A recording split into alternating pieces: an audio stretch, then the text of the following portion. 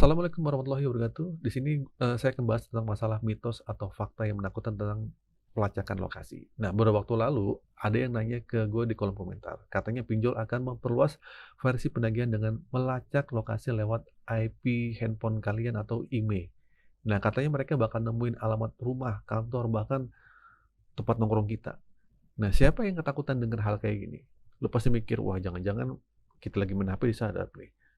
Harus ganti nomor nih, ganti HP, bahkan pindah rumah. Nah, asumsi-asumsi ini banyak banget bermunculan.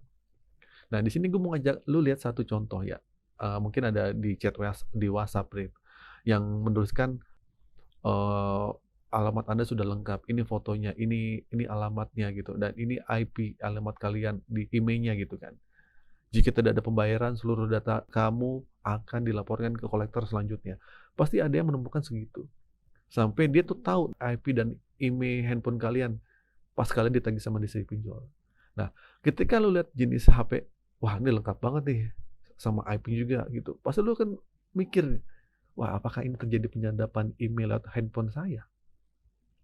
Nah, tapi tanpa lu sadari, di atas sudah dijelasin, ada foto selfie-nya, ada foto KTP lu. Ingat, di dalam PT itu bukan cuma nama dan tanggal lahir lu, tapi juga ada provinsi, kabupaten, kelurahan, RT, RW tempat lu tinggal. Jadi kalau debt collector tahu alamat lu, itu hal wajar. Karena mereka sudah minta KTP lu saat lu ngajuin pinjaman online di awal. Dan itu harus selfie dan foto KTP. Kenapa begitu lu telat bayar, tiba-tiba si DC ngirim patokan alamat? Terus akhirnya lu ketakutan dan bingung. Kok dia bisa tahu alamat gue ya bang? Apakah dia bisa ngelacak? Enggak, karena awalnya ya KTP. Alamatnya udah sampai situ gitu loh.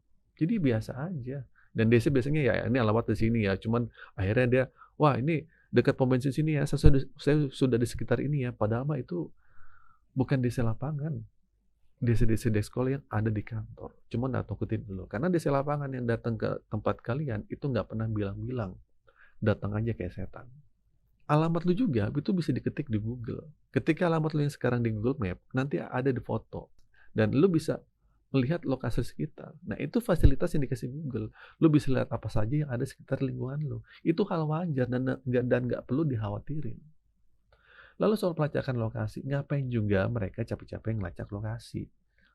Scroll-scroll semacam buat nyari lokasi RT RW lu, sementara KTP lu juga sudah ada di provinsi, kabupaten, atau gimana lah, lengkap deh gitu. Ini cuma permainan kata-kata dari DC yang nagih lu. Teman-teman semua, kadang karena ketakutan yang terlalu berlebihan, kita akhirnya nggak buat kita nggak sadar. Kenapa dia bisa tahu lokasi kita? Ya iya dari KTP, tinggal klik di Google Map, orang ya bisa ketahuan lah gitu kan.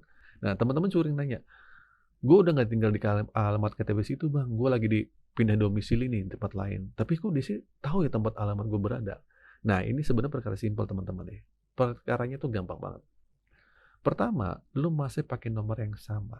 Ketika orang nge-save nomor lu dengan nama inisial yang berbeda, bisa jadi di inisial nama lu, misalnya nama si A, siapa gitu. Karena lu kerja di perusahaan ini, nah si B yang temen lu itu, si DC itu akhirnya dapat info dari kontak itu. Sekarang alamatnya di mana nih? Seperti itu. Pokoknya itu DC tahu alamat lu karena dari orang lain atau kontak-kontak DC yang nelpon ke kontak darurat. Nah, kenapa dekolektor bisa tahu alamat domisili sekarang? Mungkin karena mereka sudah sampai di lapangan ke tempat alamat KTP lu berada. Terus akhirnya nanya-nanya gitu kan.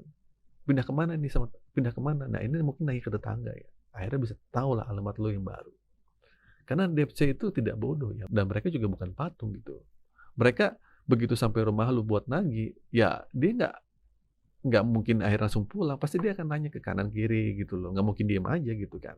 Pengen tahu nih orang pindah kemana. Ya otomatis yang tetangga-tetangga itu bakal ngasih tahu dong gitu kan. Ya itu yang bersangkutan pindah ke alamat mana, dan itu simpelnya seperti itu. Terus bagaimana sih kalau si DC mendapatkan informasi lebih detail? Nah, jadi teman-teman nggak usah khawatir tentang di mana dia bisa tahu alamat gue yang baru. Tempat kerja gue, tempat nongkrong gue. Itu hal gampang ketika dia sudah sampai di satu alamat, habis itu dia akan nanya di sana, di sini, di mana membuktinya gitu kan, di mana bekerja. daripada perusahaannya. Itu karena dia menghubungi kontak darurat lo. Dan karena kontak darurat lo itu tidak mau ikut campur hal ini, sehingga dia menyampaikan, oh yang bersangkutan sudah pindah, samperin aja ke sana. Oh yang bersangkutan sudah nggak di sini, udah nggak di sana, samperin aja di tempat kerjanya. Wah, pokoknya itulah yang membuat kalian bisa ditahu alamat tinggal sekarang, domisili sekarang, itu dari situ. Terus apa yang harus kita lakukan? Ya keputusannya harus tenang aja. Nggak ada yang perlu kita takutin dalam posisi ini. Kita telat bayar 1 hari aja sudah dibebankan sama denda. Kita tidak mampu bayar pinjol, sudah ada risiko yang menanti. Nama kita akan tercatat dalam skor kredit bermasalah. Jadi kita nggak usah terlalu ngebesar-besarin soal problem DC.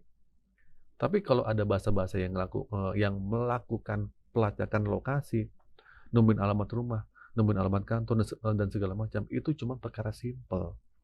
Kan gue sudah tunjukin tadi contoh-contohnya. Bukan berarti handphone lu disadap lewat email, bukan. Nah, terus bagaimana cara ngebuktiin handphone kita ini tidak disadap lewat email? Ya, lu tinggal cabut nomor lu, reset HP, ke setelan pabrik, masuk dengan nomor baru, usahakan nomor baru, jangan didaftarin pakai nick lu yang lama. Atau nggak usah pakai nick lu atau pakai nick orang lain juga nggak apa-apa. Nah, habis itu daftarin nomor WA lu yang baru. Biarin handphone lu standby selama 1 minggu atau 2 minggu. Jangan dibagikan kepada siapapun. Baik itu teman, rekan kerja, atau segala macam. Ya teman dekat bolehlah, asal kooperatif. Dan lihat nanti, kalau memang itu nyadap ke handphone lu lewat email, dia bakal tahu posisi lu. Tapi kalau hal itu tidak ada, ya nggak bakal tahu. Makanya teman-teman, pikirlah dengan matang-matang. Ketika lu nemu ancaman pelacakan lokasi, cukup senyumin aja. Debt collector bakal nyoba nguasain pemikiran lu dari sisi yang berbeda. Bahkan dia bakal ngelihat celah di mana yang mampu dikuasain. Dia bakal nyoba melakukan penekanan terhadap diri lu di celah itu. Yang penting bagi dia adalah bagaimana target yang ditetapkan sama perusahaan bisa capai. Makanya segala cara itu dilakuin. Ya. Oke gitu teman-teman, video kali ini semoga video ini bermanfaat. Akhir kata dari saya, Assalamualaikum warahmatullahi wabarakatuh.